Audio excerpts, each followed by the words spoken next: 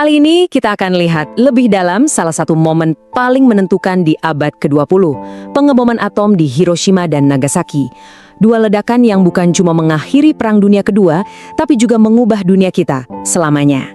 Nah, inilah yang bikin peristiwa ini begitu fundamental. Sampai hari ini loh, ini adalah satu-satunya momen dalam sejarah manusia di mana senjata nuklir pernah dipakai dalam perang. Satu-satunya. Jadi mari kita telusuri bareng-bareng, gimana sih semua ini bisa sampai terjadi? Oke, pertama-tama kita perlu memahami panggung dunianya dulu.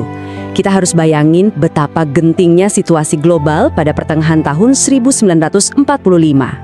Jadi gini, perang di Eropa sih udah kelar, Jerman sudah menyerah.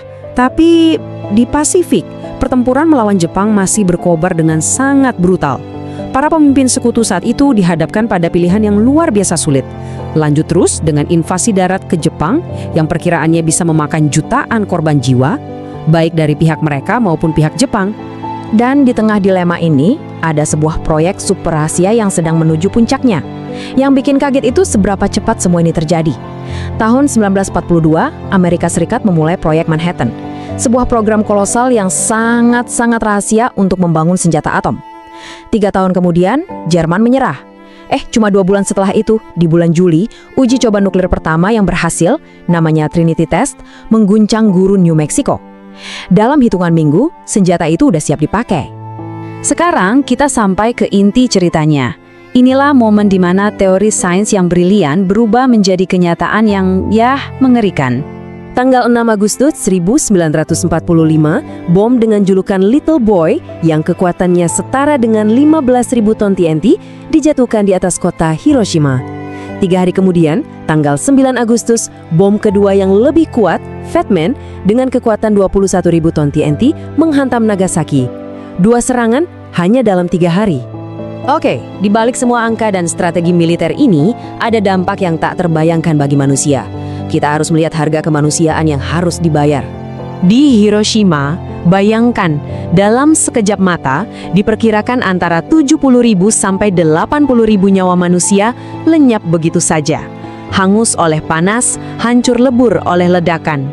3 hari kemudian, di Nagasaki, sekitar 40.000 orang lagi tewas seketika, mengalami nasib yang sama mengerikannya. Tapi poin krusialnya adalah angka-angka mengerikan tadi itu baru awalnya saja. Pada akhir tahun 1945, kalau kita gabungkan kedua kota, jumlah korban tewas sudah melewati angka 200.000 jiwa. Itu karena luka-luka dan efek radiasi yang mematikan. Kematian terus berdatangan karena penyebabnya begitu mengerikan. Orang-orang nggak cuma tewas karena ledakannya. Ada luka bakar parah dari panas yang katanya bisa melelehkan logam, ada penyakit radiasi akut yang menyiksa tubuh pelan-pelan, dan dalam jangka panjang, ribuan orang meninggal karena kanker dan penyakit lain akibat paparan radiasi. Penderitaannya berlangsung bertahun-tahun. Lalu, apa yang terjadi setelahnya? Yuk kita lihat gimana peristiwa ini akhirnya menghentikan perang, tapi di saat yang sama justru memulai perdebatan sengit yang kayaknya nggak akan pernah selesai sampai hari ini. Dampak politiknya itu cepat banget.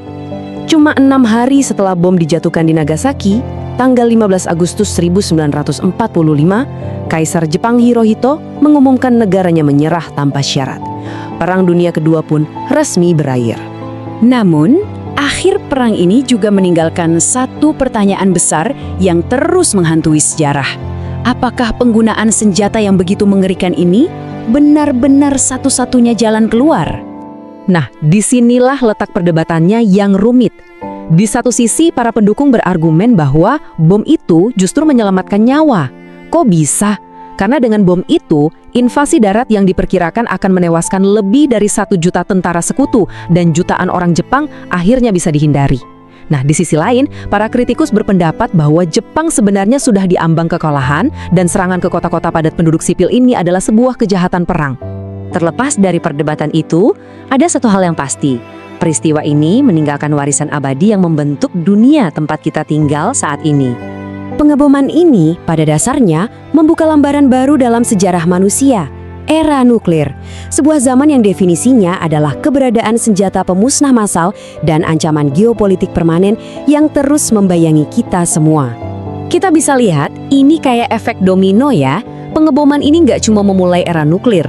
Peristiwa ini juga secara langsung memicu perlombaan senjata yang menegangkan selama Perang Dingin antara Amerika Serikat dan Uni Soviet.